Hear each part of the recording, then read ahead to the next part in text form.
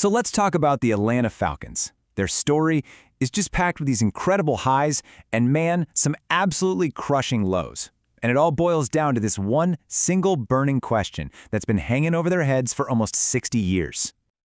Okay, let's just get right to the heart of it. The big, glaring fact that defines this entire franchise.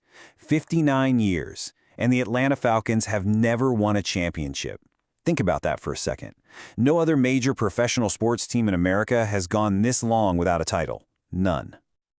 So, what is it? I mean, what's the deal with this team? Is it just terrible luck, awful timing? Or is there something, I don't know, deeper? Something baked into the very DNA of the franchise? To figure that out, we've got to go all the way back to the start. And yeah, this is key. The Falcons story, it doesn't start with some nice, neat business plan. Oh no. It starts with a flat-out war between two rival football leagues, and both of them were desperate to plant their flag in Atlanta. And this part is wild. You see, the Falcons were this close to not even being an NFL team. Back in 1965, the newer American Football League, the AFL, had already given a team to Atlanta. But the NFL, the big established league, they just couldn't have that. The commissioner, Pete Rozelle, literally got on a plane, flew down to Atlanta, and basically forced the city to choose. Pick a side, right now. So who'd they pick? Atlanta went with the NFL. And on June 30th, 1965, a local businessman, Rankin Smith Sr., wrote a check for $8.5 million. Now, that might not sound like a ton today, but back then, it was the most anyone had ever paid for an NFL franchise. So right from its very first breath, this team was already a record setter.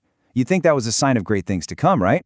Even the name, Falcons, was just filled with all this hope.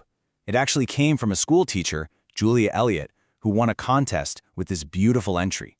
She said, "The Falcon is proud and dignified, with great courage and fight. It never drops its prey." I mean, wow, what a powerful, ambitious way to start. But as we're about to see, trying to live up to that name, well, that's been the real struggle. And that brings us to what I think is the core theme of the entire Falcons story. I call it the cycle of almost. Seriously, this team has an almost supernatural ability to get your hopes sky high, only to have it all come crashing down in the most gut-wrenching way possible. I mean, just look at this pattern. It's brutal. 1980, they win their first ever division title. Awesome, right? Boom, they lose their first playoff game. 1998, they finally make it to the Super Bowl, and they lose. Then they get maybe the most exciting player in the entire league, Michael Vick. Fast forward to 2012. They're in the NFC Championship, literally 10 yards away from going back to the Super Bowl, and they lose. It's like the same nightmare on a loop. And man, those Dirty Birds from '98, they were the perfect example of this. That team was something else. They had so much personality, this incredible swagger, and of course, that touchdown dance. Everybody knew the Dirty Bird. They go 14-2, and they give the whole city its first real taste of what a championship run feels like. And you know what? That just made the Super Bowl loss sting that much more. And then Michael Vick showed up. You have to understand, he wasn't just a quarterback. The guy was a phenomenon, an event. In 2006, he did something no QB in the history of the league had ever done. Rushed for over 1,000 yards in a season. He completely broke the mold, totally changed how you had to play defense. The Falcons were absolute must-see TV. But you know how this story goes. Even all that electricity didn't end with a championship. Okay, all of that, all those almosts, they were just a prelude. They were just setting the stage for the moment. The one that defines this franchise now. A moment so infamous, you only need to say two numbers, 28-3. This was the score.